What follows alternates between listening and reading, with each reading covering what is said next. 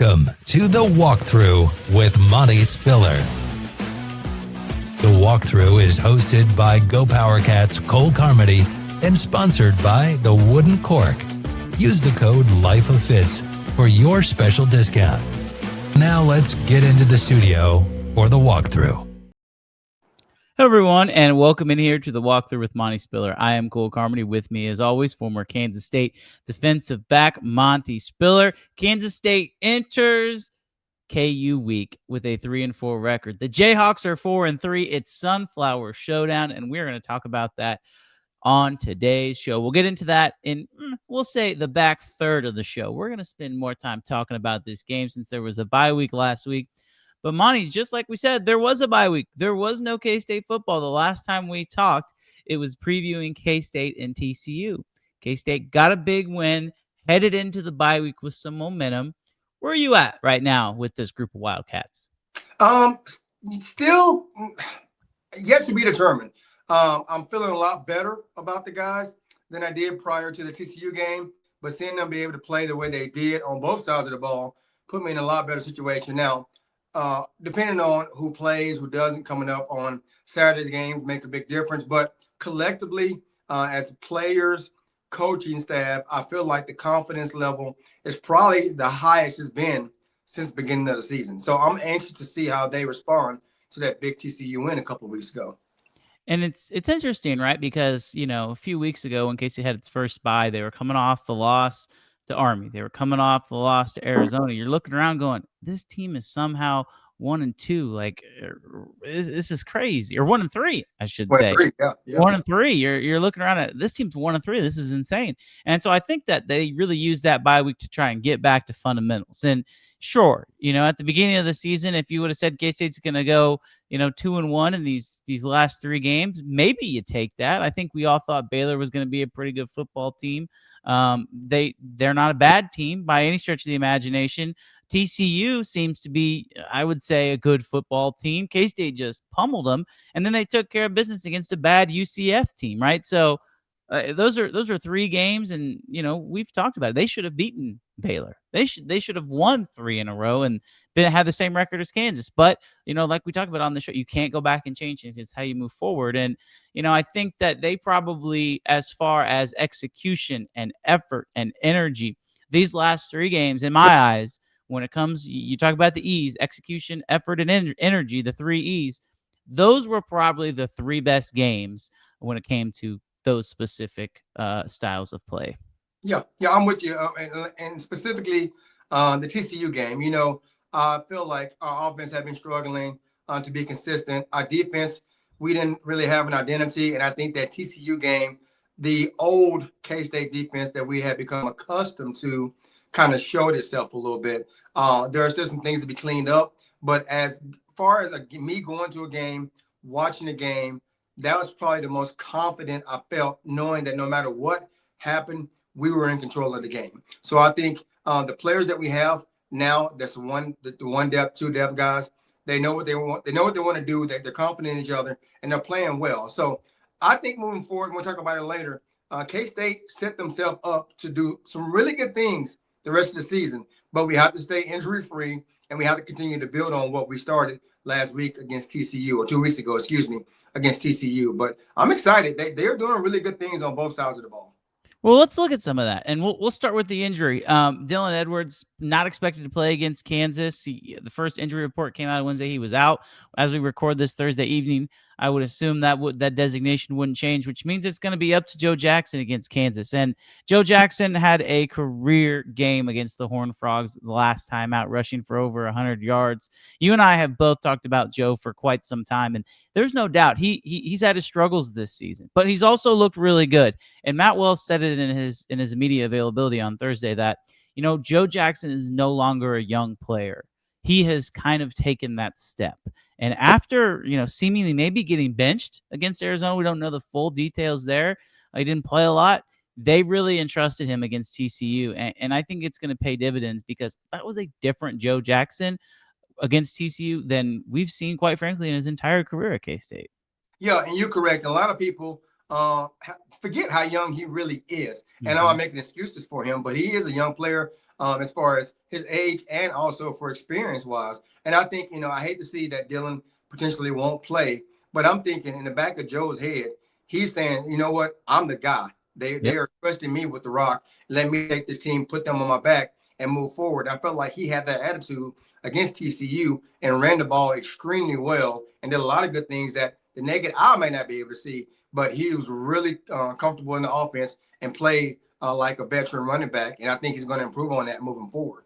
My favorite part about Joe is he ran with attitude. Yeah. And you haven't seen that out of Joe Jackson because he hasn't had to. He's been that change of pace back. And Monte, correct me if I'm wrong, but when you are that guy who maybe you're a backup, regardless of the position, when you go into the game, there is that thought of, I better not screw up because if I screw up, I'm coming right out of the game. I kind of sensed that a little bit with Joe when Dylan was healthy. It was like, all right, Joe, go in there and you're going to play 10 snaps a game. You better not screw him up because if you screw him up, then you're not going to play that much. Well, now Dylan gets hurt and it's Joe, you are the guy. And he played loose. And I think that's going to really help him moving forward. No, you're absolutely correct. And anybody tell you that that's not in the back of the head as a backup or a guy that's coming in, they're lying to you because that is one of those things. It could be two ways. I don't want to screw up, or this is my opportunity to step up and take this position. And a lot of times people may look at that like that's kind of odd to say, but when you have a bunch of athletes who are always been highly competitive, if you have the opportunity to make a play to get more playing time, you're going to take advantage of it. But like you said, I'm thinking Joe probably did have that in the back of his head. Don't mess up, do what they need me to do. And he wasn't really allowed to just go play freely and be the great player that he is. TCU game, he showed that, you know what, there's no pressure. I'm not going to get snatched if I make a mistake. Let me play loose, let me play fast, and let me run the ball hard like I can. And that's what happened. And it showed that he has the ability to be that number one back that a lot of people think he can. And let's talk about the offensive line too, because I think this is a group that's kind of starting to find its rhythm. And JB Nelson had his struggles early in the season. He was hurt, and so Devin Vass stepped up, and he's been really good at that guard position. Another guy who was really kind of settling at tackle is Andrew Langang. I mean, he's took that right tackle spot, really kind of ran with it. Sam Hecht has continually gotten better. Steady Eddie at the center position. I thought Taylor Potier has kind of played his best football at this point in the season. He played really well against TCU. And then John Pastore, same thing there. So this offensive line is really starting to come together. And I think we're going to see more continuity. I'm not going to sit here and say that we're going to see five guys, play the entire game because I don't think that's realistic. But with that being said, getting some sort of continuity, at least you go into a game and these are the five guys that you need to rely on when the game is on the line. Yeah, one thing I noticed about the last game they played against TCU, and I was looking for this because that's something I look for. And Big B, if he was here, he would agree. For the first time, I noticed nasty. Our own linemen were finishing blocks with the purpose, and it wasn't just to get the block. A lot of time early in the games, I noticed our own linemen, they would get the block, and then they would look back to see if the back had creased or had got past them to the next level. Now, last game I watched, they were putting guys on their back. They weren't worried about what happened with the running back or the quarterback. They were being nasty, finishing blocks. If a guy jumped in the air, they would hit him in the air. It was a beautiful thing to see from K-State O-line, which you had become accustomed to seeing over the years. And that was the first time this season that I seen collectively the O-line was just nasty. And we don't get that going into Saturday's game, obviously, but it was good to see those guys doing that. Defensively, I think the loss of Toby Osunsami came out earlier this week that he was done for the year. Defensively, that's going to hurt. I mean, Toby has been really good, really steady off the edge. How do you replace him? Well, they talked about Ryan Davis. They've talked about Jordan Allen. Even a true freshman, Dalton Knapp might get some snaps against the Jayhawks on Saturday. But I look at where this defense is at right now, Monty, and sneakily, is that a word? How about sneakily? They've been really good. I mean, against Baylor, they gave up 28 defensive points. If you were to tell me that you'd only give up 28 points to Baylor, I'm going to tell you you're going to win. The pick six was the difference in that game against TCU. Would they give up 28 offensive points? You go back to UCF. They didn't give up 28 points, but they were really good, and they gave up less than that. So I look at this defense right now, and I think they're getting better every week. I think they're getting accustomed to that system. And I think there's even more in there from this group because they're really starting to get their feet under them. Yeah, they are getting better, and not just physically, but mentally, and understanding the game and understanding the roles as player. Fortunately and unfortunately, we had the bye week. So did KU, and that's one of those things you have an Yep. extra prep. And normally, when you have a bye week, most cases, the coaches we prep for the upcoming game, and then you throw in a few opponents down the road as well to get ready for them because you take advantage of that. But I'm thinking if I'm K State, I'm focused solely on the KU game because it's huge for us. It's an opportunity for us to get the 4-4, be at 500, and then beat our in-state rival at their place also. And secondary for us, going to have to play a huge role in that game and moving forward for the rest of the season as well. But yeah, they did kind of get better about what they do. And one thing I noticed, they weren't just in the right position. They were in the right position, but they were making plays. I noticed early in the season, the coaches would put them in a position, but they weren't making the plays. Right. Now, what are you doing? They were bad with their eyes. They weren't doing their job. They were trying to do somebody else's job. Like we tell the guys, do your job. And once you're in position, pull the trigger, go make the play. They're in a position to make plays, and they played fast, and they play as like a unit that we expect to see from a K-State defense, and that was a really good thing to see. So hopefully they can build off of that moving forward. You bring up Saturday. Let's jump right into it. Kansas State versus Kansas, the Sunflower Showdown, 11 a.m. David Booth Memorial Stadium on TNT as it stands right now. The Kansas Jayhawks, for the first time in 17 years, are the favorites over the Kansas State Wildcats. 2.5 points. KU is the favorite, Monty.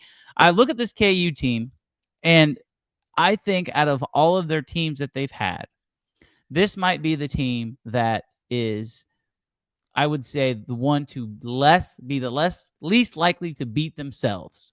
How many times have we watched a KU team and we've said this team is going to beat themselves, right? Like K-State just has to play their game and KU will find a way to lose this game. I don't necessarily think this KU team is going to beat themselves. You're going to have to go and take it from this group because they've played some good games. They haven't always played good games, but we've seen some signs of life from this KU team this year. You know, I've been saying this for years, and not necessarily here on the podcast, but my group of friends, my friend circles, my coaches, I've said this, and it still holds true in my opinion. KU's offense, their coordinators, their head coaches, their coaching team, especially offensive wise, they are the best in the nation, not just the Big 12. And anybody can argue with me. I don't care what you say, but they are the best in the nation in pre-snap adjustments. They make you think before the ball is snapped. They trade tight ends, they motion, they get you outflanked. They basically beat you before the ball is snapped to see where you're at and how you adjust. And it happens every game. 9 times out of 10, at some point, you don't adjust the proper way, and a guy's running scot-free. They do a great job with the tight ends, hiding guys, blocking, releasing late. So that causes problems. And I can see why they are a 2-point favorite, being at home, having a better record than us, and have proven that they can play some quality opponents and beat them or play them close. So I can see that happening, and it doesn't surprise me at all. You mentioned the offense for KU, and we'll stay on that side of the ball. I look at this KU offense. They've got LaShawn Williams. Right now, he's questionable. We'll see if he plays the Iowa transfer at the running back spot. Daniel Highshaw is kind of that other guy who they've had for a few years who's been solid, but it all starts with Jalen Daniels. 18 touchdowns and only 2 interceptions, Monty. You mentioned the trade shifts, the motions before the snap. Defensively, I mean, what's your best angle to attack an offense like that? Because if you're asking me, I think what we're going to see is K-State play a lot of man coverage, and they're just going to say, hey, you receivers, you quarterback, you got to beat us. You got to think. They've played Josh Hoover and Sawyer Robertson in back-to-back games. Jalen Daniels doesn't have that kind of arm talent, and he doesn't have that kind of weapons. I think that K-State, if they just go man across the board for a majority of the time, they're going to have a chance against this Kansas offense. I agree going man, but you got to be careful with that too. You can go man down and distance wise. First down, second down, yeah. Third down, it's tough unless you have different personnel in. I would bring in a D-back for a backer that can move a little bit better than a linebacker, because when you go man, guys are chasing and their backs are turned to the quarterback. And then that puts ultimately, I trust Purnell and I trust our linebackers, but you don't want to put those guys in a one-on-one open field tackling drill with Jaden Daniels. He's shifty and he can make you miss in open space. So that's something you got to be careful about. Excuse me. Do you want to put a spy on? Yes, you can put a spy on, but you don't want to take a player out of the play just to spy on him. So you have to do it at a timely events when it happens, that based off down and distance. But I agree with you. Going man is probably the best case scenario, because when you're zone, guys get lost in the zone. You don't pass off properly. I thought you had that guy. I thought you had that guy, and then somebody's running scot free, and before you know it, they're striking up the band and waving the weed or whatever they do, and that's what we don't want to see. Well, and it's interesting because, I think if K-State can get pressure on Daniels, he'll take a sack. Last year he had a problem with turnovers. This year he's taken some more sacks. The offensive line has been a major, major issue when it comes to sack yardage. They've taken 14 sacks this year, and given up 133 sack yards. Like that's a pretty jarring number. Texas Tech was just living in the backfield against Kansas, and so I'll be interested to see what that looks like. But I mean, this is a guy who hasn't turned the ball over. He's got good targets. Cam Pickett's been a solid receiver. Bowden Grown at tight end. But Emmanuel Henderson, the Alabama transfer, is really their biggest playmaker on the edge. I don't know, Monty. I think that this Kansas team, they're going to be able to put up some points, and it's going to be how do you limit the touchdowns? You can let them give up field. You'll live with field goals, but how do you limit touchdowns? I think that's going to be how K-State wins this game. Yeah, I agree, and that's the hard part. You have to limit them on the big plays, and you have to limit them on touchdowns. Let them get the drives because they want to score quick. They want to hurry you up. They want to get on the line. They want the passes down the field. They don't want to ground and pound. So if you can force them to slow it down, they're gonna get frustrated, and hopefully Jaden gets he gets impatient and he throws the ball up. We get an interception, and our offense keeps long drives going as well.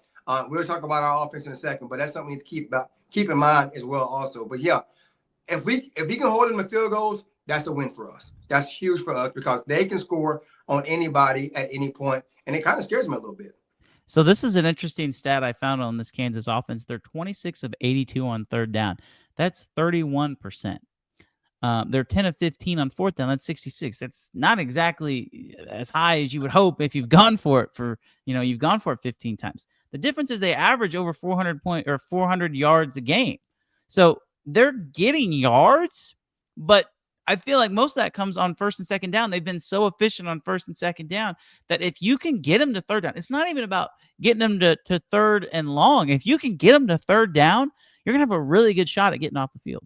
No, absolutely. But the hard part is getting them to third down because, Right. like you said, first and second down, they have big chunk plays. They do a really good job of scheming you. And before you know it, they're moving the ball and they're in field goal range. And at that point, you're bringing a package or you think it's short yardage, and all of a sudden they're over the top, touchdown. But yeah, get them in the third down.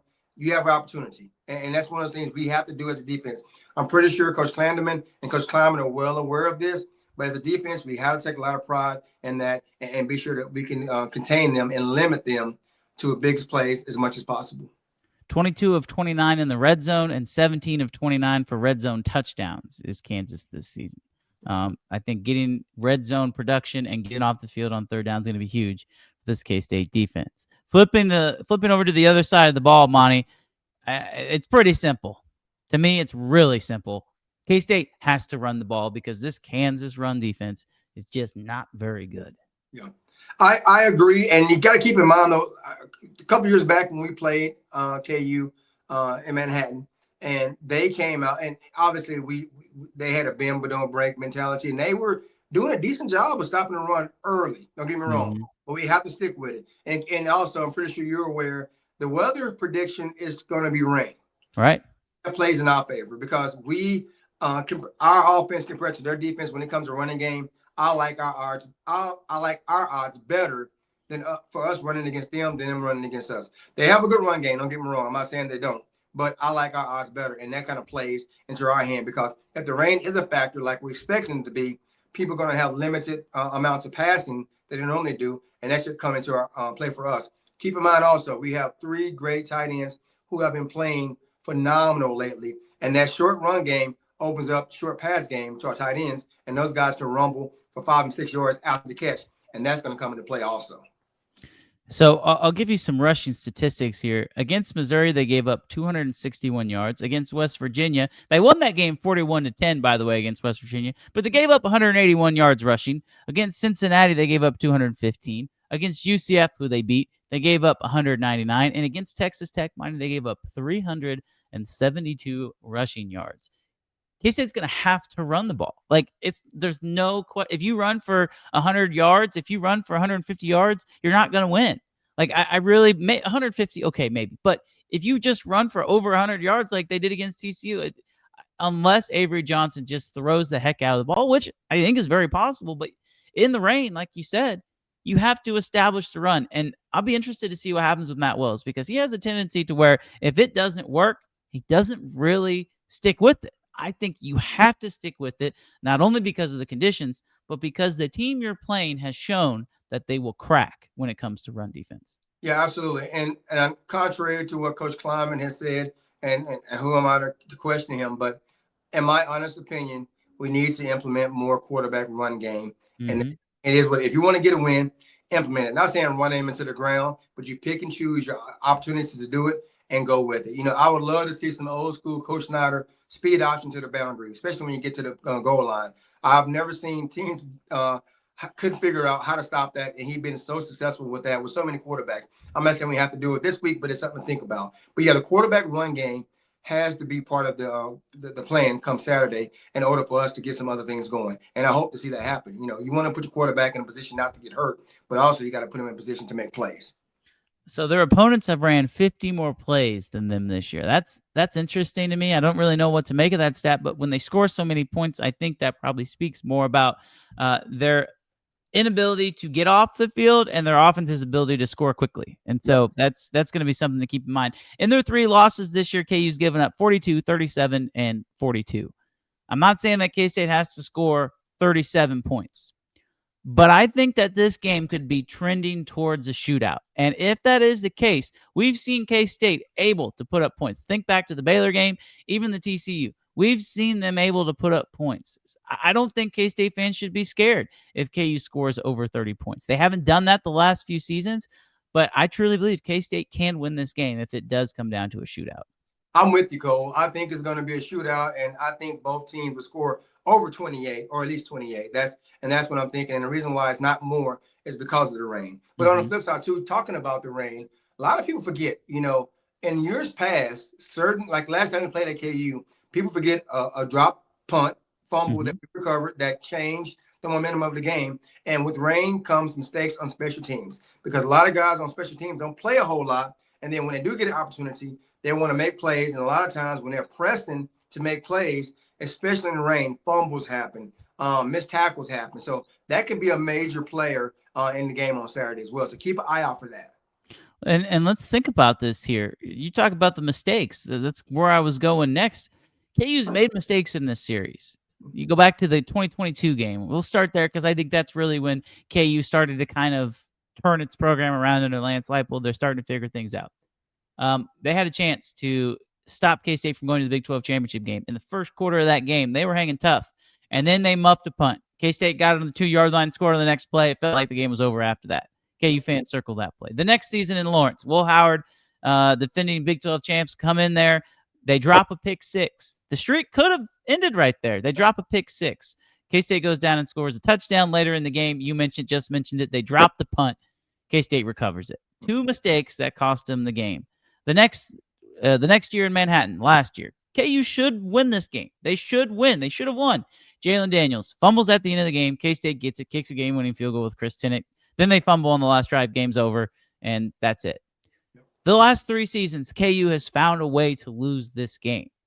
I truly believe this game is going to come down to who doesn't lose it. And as simple as that sounds, the team that makes that one big mistake, that team might walk out with an L. You're absolutely correct. And when the teams, and that this is the first time in a long time, these teams have been so closely, neither one of them is ranked, but so closely ranked as far as talent, personnel, what they do on offense, what they do on defense. So that's why it's only a 2-point margin with the game. But this is the first time in a long time, and there's other variables. This is the last time that Jaden Daniels will chew up against K-State. This is the 8th time? No, 6th. It's 6th time. Yes. But also, it's a new stadium for them, first time playing K-State. And our fan base will be excited to be there as well. And then our fan base will be excited also to hopefully stop that 16-year streak at the booth against K-State. But then also, too, I think KU has more pressure on them than we do. And I think our guys should be able to play a little more looser because we're expected to lose. They have everything on their side. This is the time now. If we're going to do it, this is the team to beat. And then I think they're going to press. And I think because they will press, they will make mistakes. And I watched KU play several games. And I'm not saying they're undisciplined, but if you watch particular players, when something goes wrong, they become selfish. Their attitude after a play, they're kind of tell their teammates, get out of my face. I know I screwed up. I don't want to talk to you. Or they're yelling at the refs. Their head coach Lipo, he shows emotion. He has shown that he allows the game to get to him, and he's not the coolest customer when things don't go that way. So that's something to keep in mind to watch during the game. How will you react under that pressure? I have noticed with this KU team that anytime there's any kind of physicality, KU has really struggled with it. K-State has had probably one of the most physical schedules in the Big 12 this year.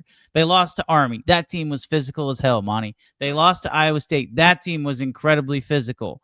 Go back to Baylor. I thought that team was pretty physical for being labeled as soft. I didn't think they were very soft. I thought they were pretty physical.